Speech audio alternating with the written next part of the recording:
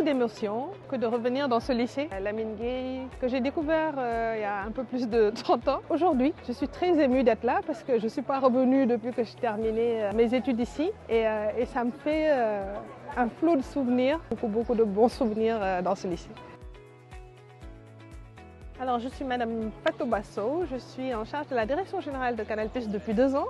Groupe que j'ai rejoint il y a un peu plus de 13 ans avec une carrière complètement faite au Sénégal de la SNCDS en passant par la Banque islamique ou d'autres entités, Unilever, etc.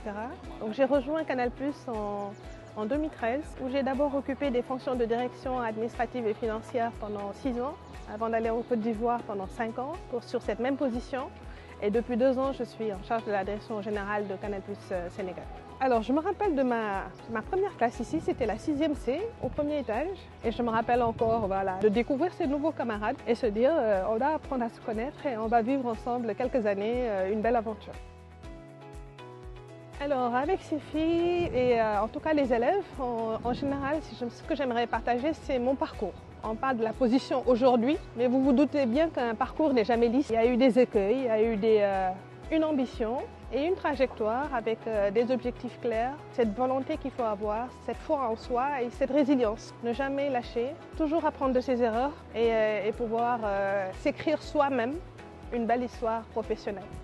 Qu'est-ce qui vous a motivé en fait à vouloir devenir comptable? J'ai eu des prédispositions en comptabilité.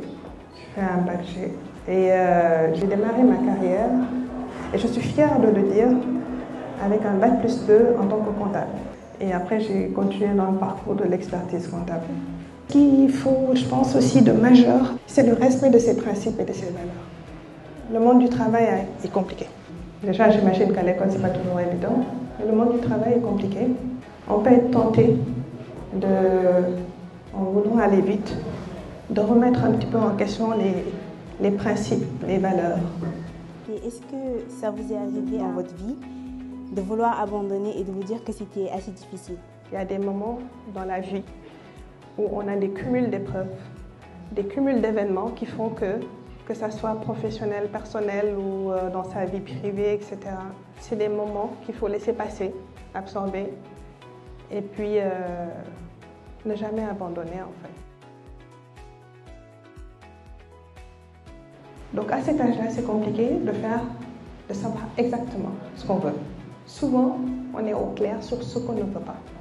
Si on a des doutes sur ce qu'on veut, ce qu'on n'aime pas, on le sait. La matière qu'on n'aime pas, on le sait. Et donc, on peut concentrer nos efforts sur ce qu'on a, ce qu'on aime, ce qu'on a envie de faire, sans négliger pour autant ce qu'on n'aime pas, parce que c'est ce qui permet globalement de progresser, d'avancer et puis de préserver les résultats du lycée et son niveau d'excellence. Pour moi, être exemplaire, c'est naturel en fait quand on est leader. On ne peut pas demander à nos collaborateurs, à nos collègues de faire des choses qu'on n'est pas prêt à faire soi-même.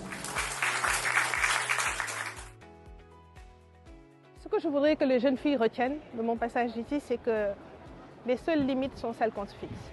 Avec les objectifs qu'on se fixe, avec l'engagement, avec l'abnégation, le travail, la persévérance, on peut faire la différence. Donc j'aimerais que les filles puissent s'identifier à mon parcours ou à un autre et se dire on peut peser dans le poids de la société, dans les prises de décision des entreprises ou dans l'administration, mais notre voix compte.